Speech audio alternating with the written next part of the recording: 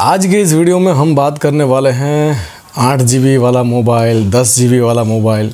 आजकल आप देख रहे होंगे कि बहुत सारे ऐसे मोबाइल रिलीज़ हो रहे हैं जिसमें बहुत ज़्यादा रैम होती है और उनको उसी तरीके से मार्केट किया जाता है। मतलब रैम एक कंपोनेंट है किसी भी कंप्यूटर का, मोबाइल का, लैपटॉप का, लेकिन वहाँ पे स्पेशली उसको मार्केट करने के लिए उसको यूज़ किया जाता है कि इसमें 6 GB की रैम है, 8 GB की रैम है, 10 GB की रैम है, शायद फ्यूचर में और भी आएंगे 12 GB और ज़्यादा भी। लेकिन अब किसी ने मुझसे पूछा भी था, अभी 1-2 दिन पहले शायद कमेंट आया था ऐसा कि सर ऐसा मोबाइल लेना सही है, मतलब इतनी ज़्यादा रैम वाला। तो देखिए, मैं आपको एक चीज़ समझाना चाहता हूँ। जो हमारे कंप्यूटर वाले होंगे उनको तो पता ही होगा, लेकिन अभी भी जो इस फील्ड में नए हैं ना और मोबाइल के उसमें उनको ज़्यादा समझ में नहीं आता है। तो जो रैम है ना, वो एक मेमोरी है, कंप्यूटर का एक डिवाइस है, ठीक है। उसका यूज़ होता है प्रोसेसर के साथ। प्रोसेसर को जितना भी डेटा चाहिए होता है उस पर्टिकुलर मोमेंट पर प्रोसेस करने के लिए, वो उसी वक्त उस मोमेंट पे रैम पे रहता है। तो रैम का अच्छा होना ज़रूरी है, उसकी साइज़ भी ज़रूरी है, लेकिन इतनी ज़्यादा भी नहीं।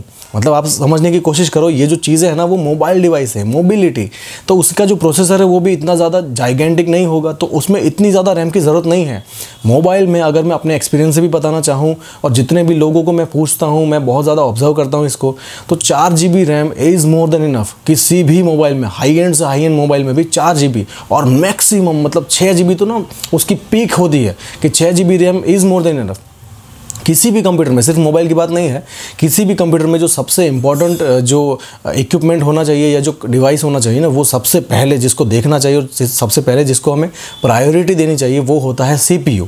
CPU सबसे पावरफुल होना चाहिए। अब बहुत सारे लोग यहाँ पे गलतियाँ करते हैं, इसलिए मैं बहुत सारे वीडियोज़ बना के आपको समझाता हूँ कि सिर्फ CPU को देखते हैं, दूसरी चीज़ों को नहीं देखते। मैं ये नहीं कह रहा हूँ कि रैम और ये सब भी इंपॉर्टेंट नहीं है, लेकिन सबसे पहले जो चीज़ इंपॉर्टेंट है वो CPU है। अगर आपका CPU इतना पावरफुल नहीं है और रैम बहुत ज़्यादा है तो बिल्कुल वेस्ट रहेगी। और ऐसा होता है, ये 8-10 GB वाले जो रैम वाले आज मोबाइल आ रहे हैं ना, तो उन कंपनियों को तो क्या बेचना है, तो वो आपको ऐसे दिखाएंगे कि 8 GB वाला रैम और 10 GB रैम, तो आप खरीद के ले आओगे, लेकिन वो रैम खाली रहेगी। अगर आप एक 10 कमरों का मकान बना लेते हो और उसमें से 2-3 कमरे ही यूज़ करते हो और 4-5-6-7 कमरे खाली रहते हैं, तो उसका कोई मतलब नहीं है, ठीक है। तो रैम है, उसमें स्पेस मिलता है, वो स्पेस अगर पूरा यूटिलाइज होता है, जितनी भी रैम है उतना यूटिलाइज होता है तो काम की बात है। अगर उतना यूज़ नहीं होता है तो उसका कोई मतलब नहीं है। तो सबसे पहली जो प्रायोरिटी आपको देनी चाहिए किसी भी कंप्यूटर में, चाहे वो लैपटॉप हो, मोबाइल हो, डेस्कटॉप हो, तो उसमें सबसे पहले आपको देखना है कि CPU सबसे पावरफुल जो चीज़ है वो CPU है। प्रोसेसिंग CPU करने वाला है। रैम चाहे जितनी ज़्यादा हो, जितनी पावरफुल हो, प्रोसेसिंग नहीं करेगी। तो सबसे अच्छा CPU होना चाहिए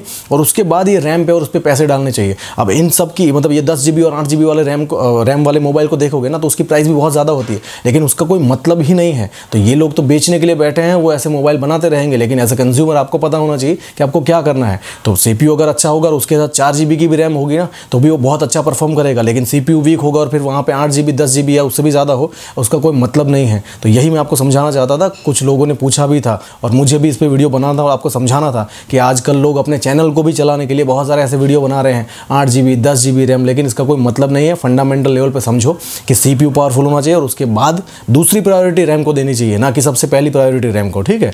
तो ये सब मुझे आपको समझाना था। आई होप समझ में आ गया होगा, लेकिन फिर भी कोई क्वेश्चन है तो पूछिए, I will definitely answer you. Thank you so much.